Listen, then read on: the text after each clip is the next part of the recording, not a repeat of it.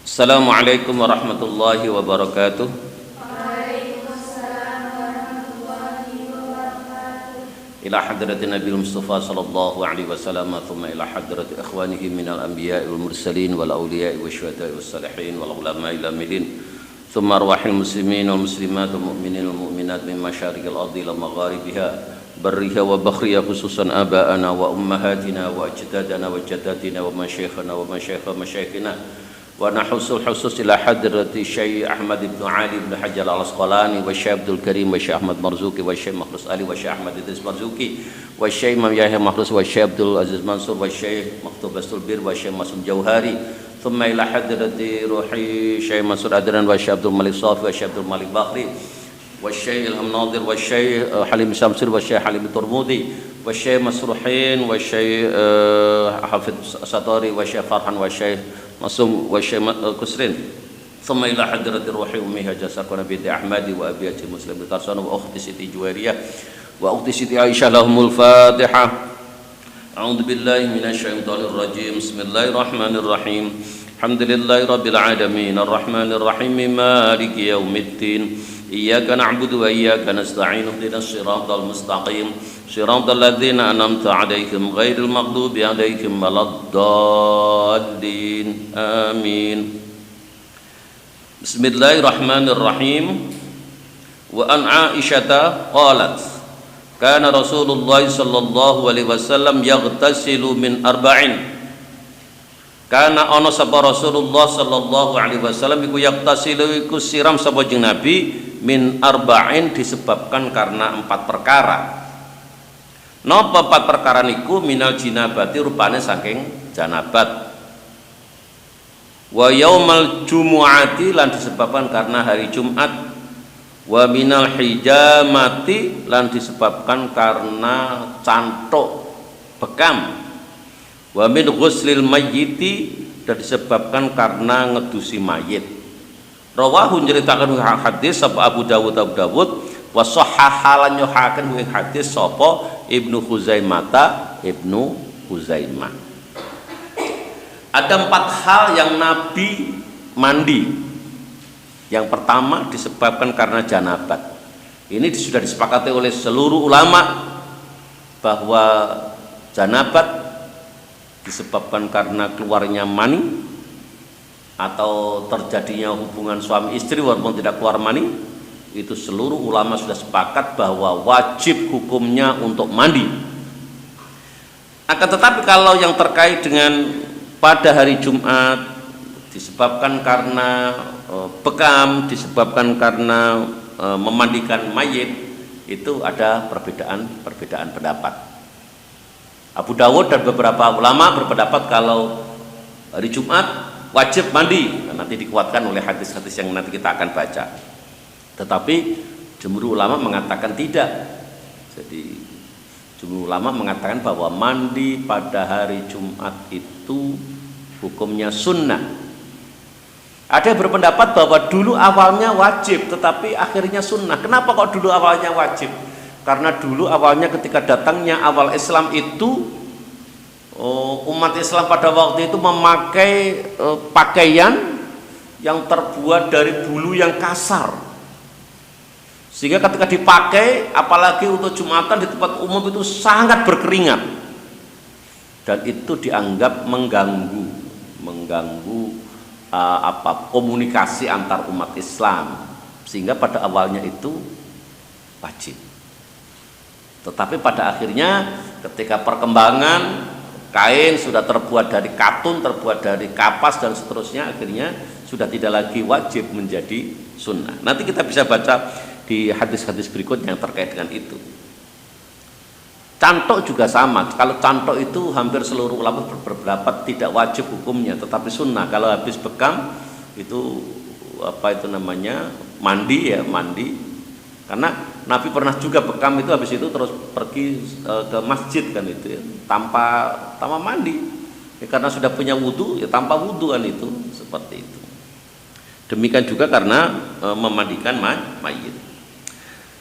Wa an Abi Hurairah talasangan Abu Hurairah radhiyallahu anhu fi qissati Thumamah bin Utsal menceritakan terkait dengan ceritanya Sumamah bin Utsal ingdama aslama nalikane manjing Islam sapa Sumamah bin Utsal wa amara lan perintah hu ing Sumamah bin Utsal sapa Nabi sallallahu alaihi wasallam jeung Nabi Muhammad sallallahu alaihi wasallam ayak tasila yen to mandi sapa Sumamah bin Utsal. Nah ini kalau ini memang mayoritas ulama berpendapat hukumnya wajib. Kenapa seperti itu? Karena orang itu ketika belum Islam, apalagi dia sudah bersuami istri, maka sekian lama dia hubungan suami istri, dan karena di agamanya atau mungkin dia belum beragama, jadi dia tidak mengenal yang namanya mandi janabat kan itu. Oleh karenanya cukup diganti dengan mandi ketika masuk Islam. Dan yang enak itu kalau orang itu baru mendapatkan hidayah, itu diumpamakan seperti anak yang baru lahir. Wah itu jadi berbagi kesalahan, misalkan tidak sholat sekian lama, memang tidak Islam kok sholat itu tidak dikenai dosa. Ini berbeda dengan orang yang semula Islam akhirnya murtad, akhirnya Islam lagi. Itu sebagian ulama berpendapat bahwa selama dia murtad itu wajib qadha sholatnya. Misalkan dia murtadnya itu 5 tahun, itu ya 5 tahun itu harus qadha itu. Tetapi kalau orang itu semula non Islam, yang biasa kita sebut dengan kafir itu ya, kafir, terus akhirnya masuk Islam, maka orang itu tidak dikenai hukum itu kan itu. Jadi ini hanya diwajibkan untuk mandi ketika dia masuk Islam. Rawahu jeritan hadis sapa Abdur Razzaq wa asluhu utawi asal hadis niki iku muttafaqun alaih, diriwayatkan oleh Imam Bukhari kali Imam Muslim. Wa Nabi Sa'id radhiyallahu anhu sang Abu Sa'id radhiyallahu anhu anna Rasulullah sallallahu alaihi wasallam Setuhune Rasulullah sallallahu alaihi wasallam iku qala, ngendika sapa Rasulullah, ghuslu yaumil jumu'ati utawi mandi pada hari Jumat iku wajib ala kulli muhtalimin ing atase saben-saben wong kang wis balik. Muhtalimin itu arti aslinya adalah mimpi basah, mimpi keluar mani. Jadi itu ukurannya adalah orang yang sudah balik. Ketika mendasarkan kepada hadis ini, maka hukum dari mandi pada hari Jumat itu hukumnya adalah wajib. Nah, ya tadi, jadi kalau kita baca syarah dari kitab Bulughul Maram, Subulus Salam yang dikarang oleh Syekh As-Sun'ani itu diterangkan seperti itu. Jadi ini hadis ini adalah pada awal-awal Islam, ya pada ketika perkembangan teknologi. Itu pemintalan kain itu belum baik kan itu ya, seperti itu. Nah terus mandi pada hari Jumat itu waktunya kapan kan itu ya, waktunya kapan? Waktunya adalah dimulai dengan fajar, diakhiri dengan kapan? Sebagian ulama berpendapat diakhiri sebelum datangnya waktu sholat asar, ya, waktu sholat asar. Tetapi yang tentu yang kalau kita menggunakan rasionalitas kita, karena yang paling inti itu kan bagaimana ketika kita sholat Jumat yang itu berkumpulnya orang banyak, itu kita datang dalam keadaan yang bersih, dalam keadaan yang tidak bau kan itu. Kalau perlu sunnah memakai wangian, memakai pakaian yang indah kan itu. Indah seperti apa ya? Indah itu kalau Korea ya bersih, rapi kan itu. Jadi biar terlihat umat Islam itu ya rapi dan berwibawa kan itu. Jadi itu waktu untuk mandi Jumat. Akhrajah untuk hadis Abu As-Sabatu Imam yang 7. Wa an Samurah Ibni Jundub langsung Samurah bin Jundub qala ngendika Samurah bin Jundub qala ngendika sapa Rasulullah sallallahu alaihi wasallam, man tawaddaa yaumal jumu'ati fabiha wa ni'mat wa man ightasala fal ghuslu afdalu. Nah ini karena ada hadis ini, maka akhirnya ulama itu berpendapat kalau mandi pada hari Jumat itu tidak wajib. Walaupun tadi saya sudah katakan menurut Abu Dawud dan beberapa berbagai ulama yang lain berpendapat kalau itu tetap mandi Jumat tetap wajib. Man utai sapane yang kutawaddoa wudu sapa man yaumal jumu'ati ing dalam dina Jumat fabiha moko ngalapa sira ing sunnah wa ni'mat lan sabagus-baguse perkara yaiku adus ing dalam dina Jumat. Wa man lan utawi sapane wong iku ihtasala iku mandi sapa man fal ghuslu mongko utai adus iku afdalu luwe utama. Jadi hukumnya mandi itu tidak lagi wajibun tetapi afdalu yaitu luwe utama kan itu. Jadi lebih utama sebaiknya mandi, jangan hanya wudu kan itu. Jangan hanya wudu. Rawan jeruk ceritakan hadis sapa al-khamsatu imam yang 5 wa hasana lan ngasanakeun hadis sapa at-Tirmidzi imam Tirmidzi.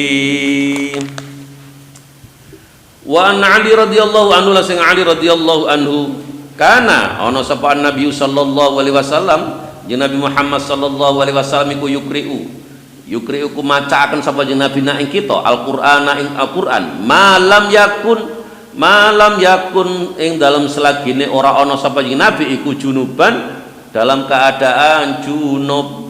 Rawa jeritan hadis sapa Ahmad Imam Ahmad wal khamsatul imam yang 5. Wa hadza utawi iki hadis iku lafzu Tirmidzi iku lafadznya Imam Tirmidzi wa sahahalan nyohaken hadis wa hasanalan hadis sapa Ibnu Hibban Imam Ibnu Hibban. Kalau kita melihat ini maka orang yang junub itu hukumnya haram atau tidak diperkenankan membaca Al-Qur'an.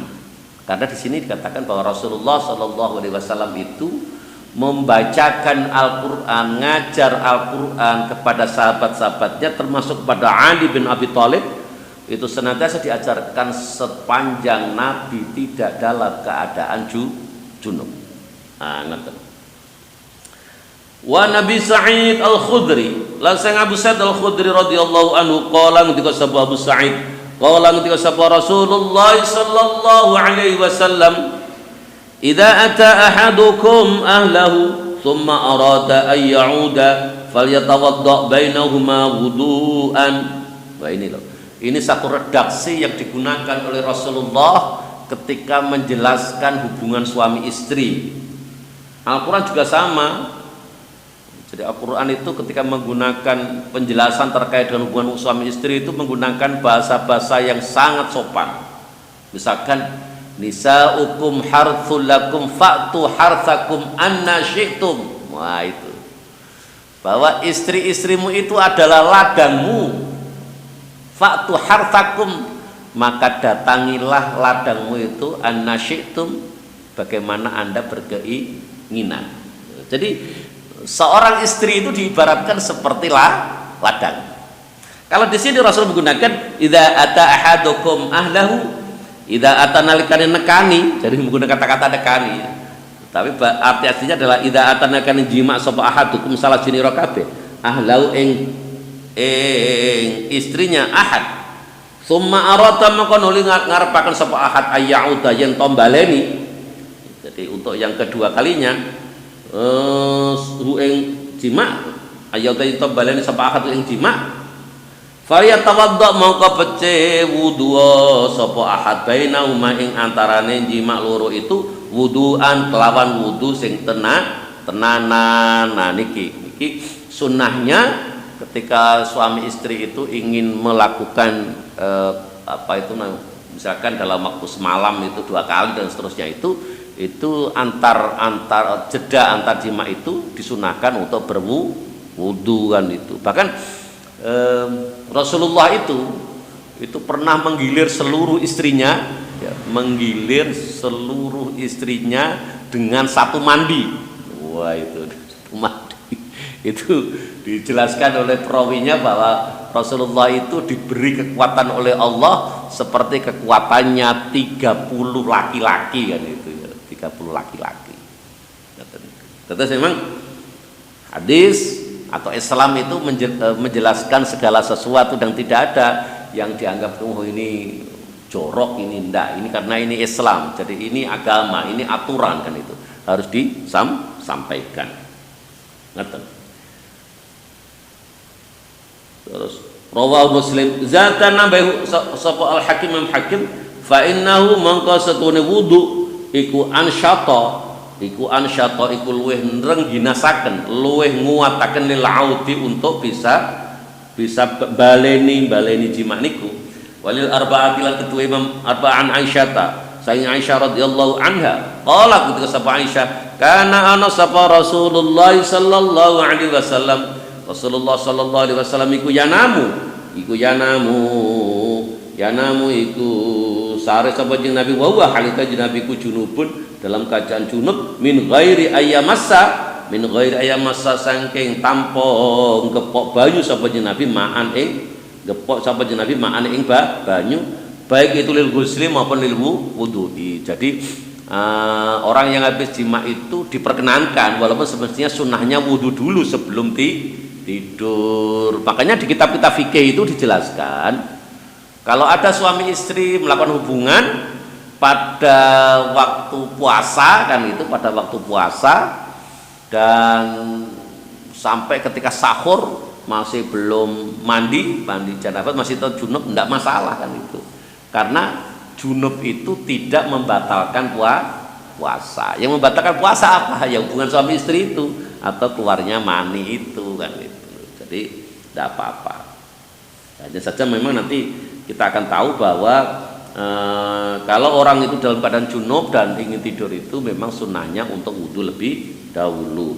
Wa utawi hadis niki iku ma'lulun ana ilate kan itu ada ilatnya, ada satu ilat ada satu cacat tersembunyi menurut penelitian Syekh Ahmad bin Ali bin Hajar Al-Asqalani.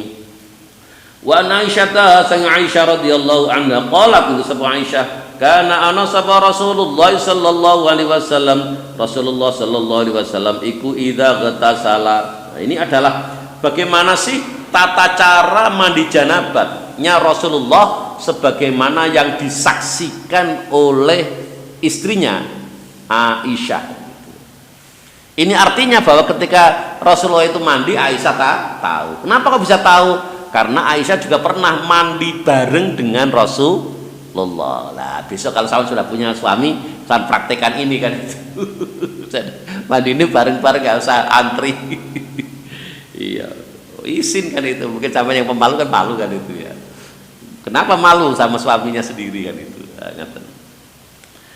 Idza tasala nalikane atus sapa jeung Nabi minal jinabati sangi janabat yabda'u mongko ngawiti sapa jeung Nabi fayaghsilu mongko nuli baso sapa jeung Nabi yadai ing tangan lorone jeung Nabi. Jadi dua tangannya Rasulullah itu dibasuh lebih dahulu. Ngoten. Summa yafrahu mongko nuli ngesuaken sapa jeung Nabi biyaminihi kelawan tangan tengene jeung Nabi ala shimalihi ing atase tangan kiwane jeung Nabi.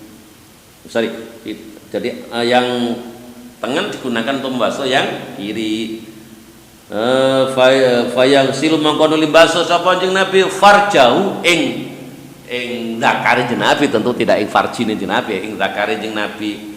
Terus summa yatawaddau, jadi setelah Nabi membasuh tangan menggunakan tangan kanan untuk menapa niku membasuh tangan kiri itu. Setelah itu Rasulullah itu mandi. Tsumma yahudu mongko nuli ngalap mongko nuli mundhut sapa jeung Nabi almaa ing banyu. Fayudkhilu mongko nuli nglebukaken sapa jeung Nabi asabi'ahu ing pira-pira tak drijine jeung Nabi fi usuli syari wonten ing pira-pira poke rambut. Jadi tangannya Rasulullah itu dimasukkan ke pangkal rambut ini kan itu.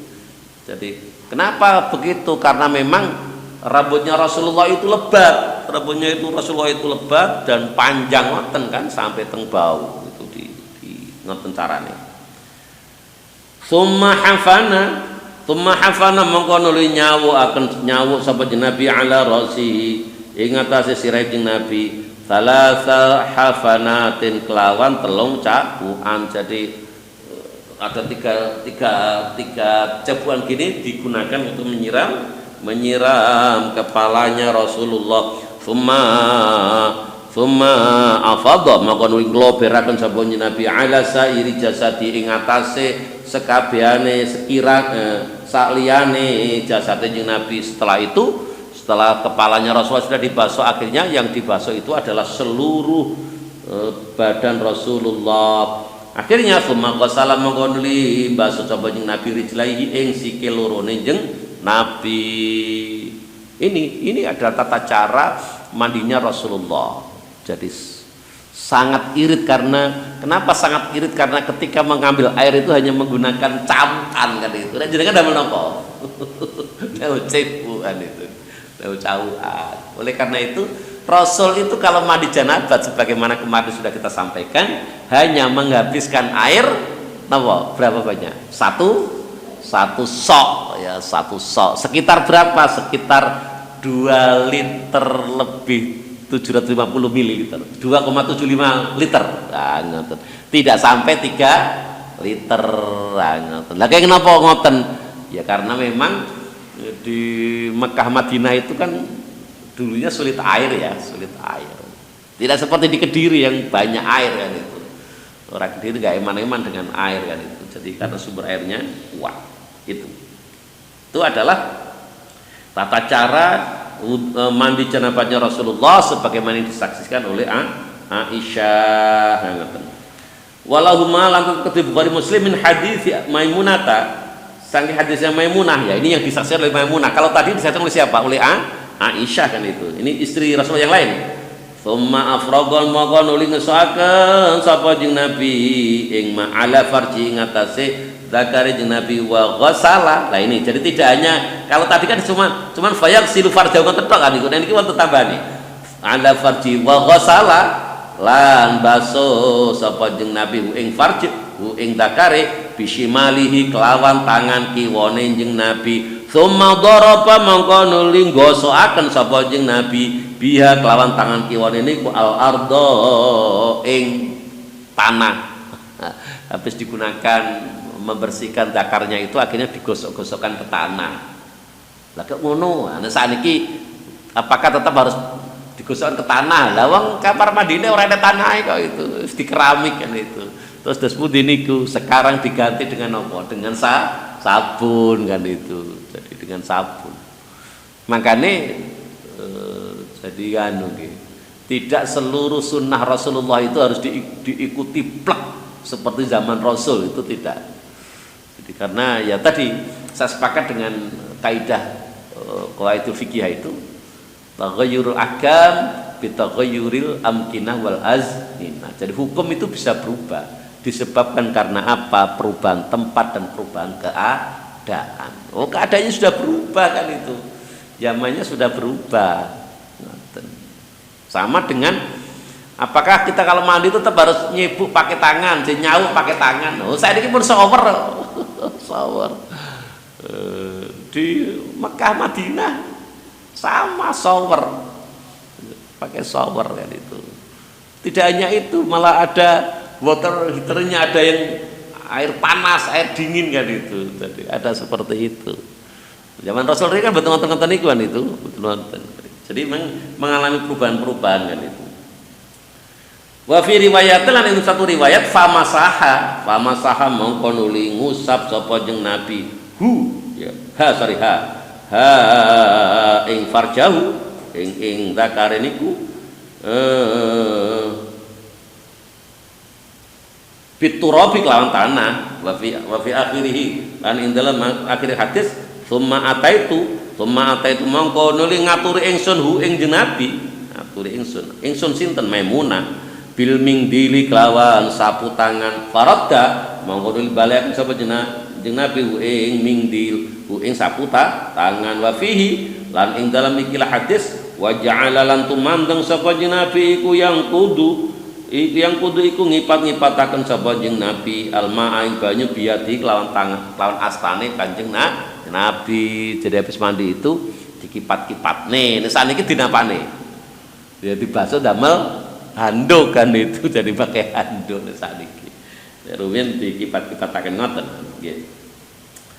Wa an Ummi Salamah ta sang Ummi Salamah radhiyallahu anha qalat ketika sapa Ummi Salamah Qultu matur sapa ingsun ya Rasulullah, wahai utusan Gusti Allah, ini setune ingsun iku imraatun, seorang wanita asyuddu kan gelungan sapa ingsun, atau asyuddu kang ketel apa rambut ingsun, sya'ra ra'si ing rambuté sirah ingsun. Dari rambut kula niku kula gelung karena panjang, wonten sing rambutnya panjang diganti berarti gelung dipanjang ngoten nggih.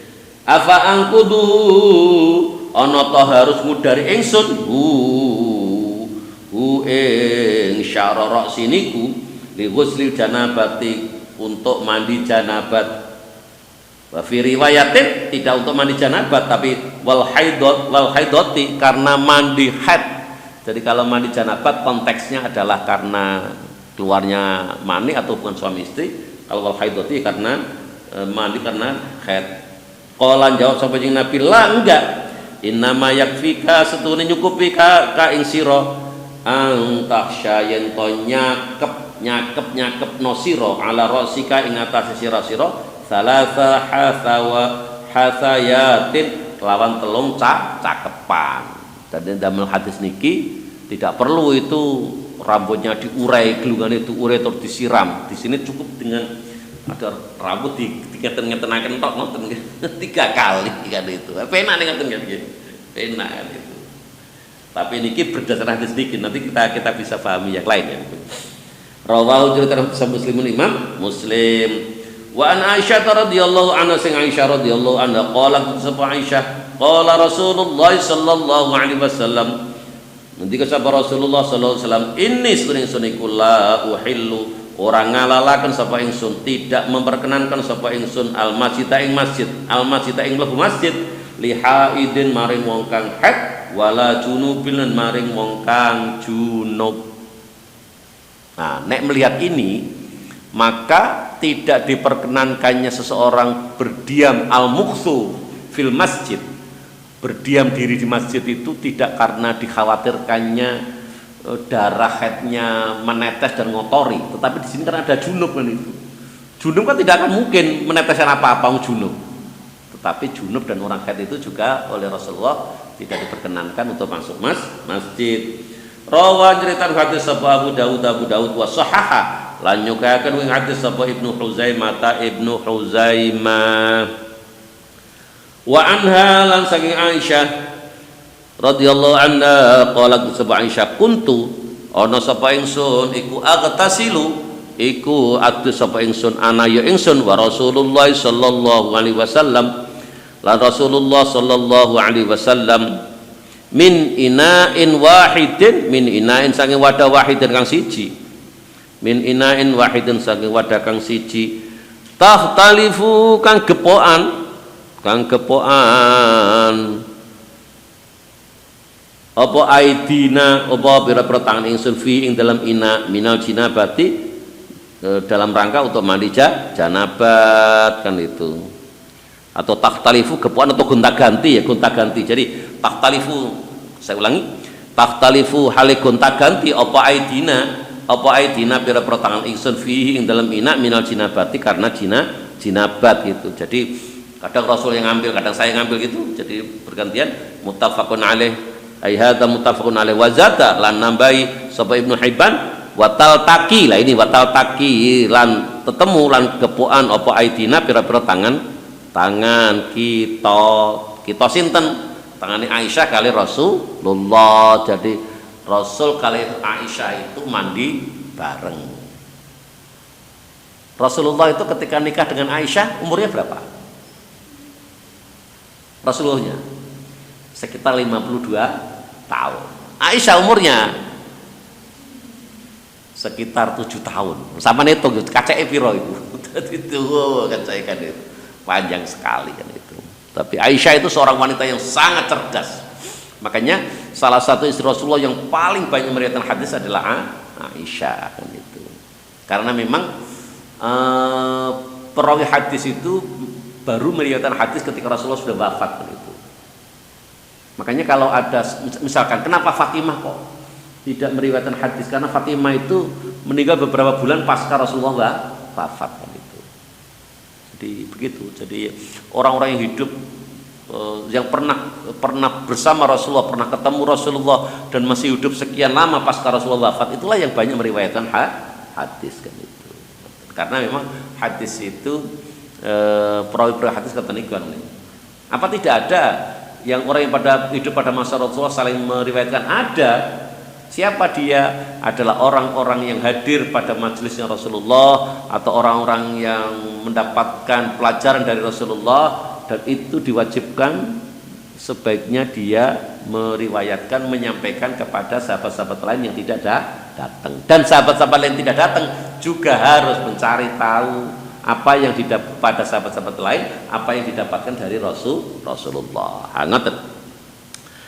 Wa Nabi Hurairah sing Abu Hurairah radhiyallahu anhu qala ketika sapa Abu Hurairah qala ketika sapa Rasulullah sallallahu alaihi wasallam, inna tahta kulli sya'ratin janabatan, inna tahta kulli sya'ratin, setune wonten ing ngisore saben-saben rambut janabatan utawa ana janabat. Oleh karena itu faghsilu mongko basuh sira kabeh asyara ing rambut, wa angku lan padha bersihna sira albasyara ing kulite. Rawa ceritakan hadis sapa Abu Dawud wa Tirmidzi lan Imam Tirmidzi wa ta'afa lan mendoifkan sapa Abu Dawud Tirmidzi ing hadis. Wali Ahmad sing Ahmad an Aisyah radhiyallahu anha, sing Aisyah radhiyallahu anha nahu tawi sapa men hadis wa fihi lan iku tetep kedue ing dalam hadis niki rawin utawi rawi majhulun yang majhul. Rawi majhul itu siapa sih rawi majhul itu? Rawi majhul itu adalah seorang perawi yang tidak diketahui. Disebabkan karena apa? Hampir tidak ada. Mungkin hanya satu ya, Mas, satu. Hanya satu orang yang meriwayatkan hadis darinya, itu namanya perawi yang majhul. Yang mengakibatkan hadisnya itu menjadi dhaif kan itu.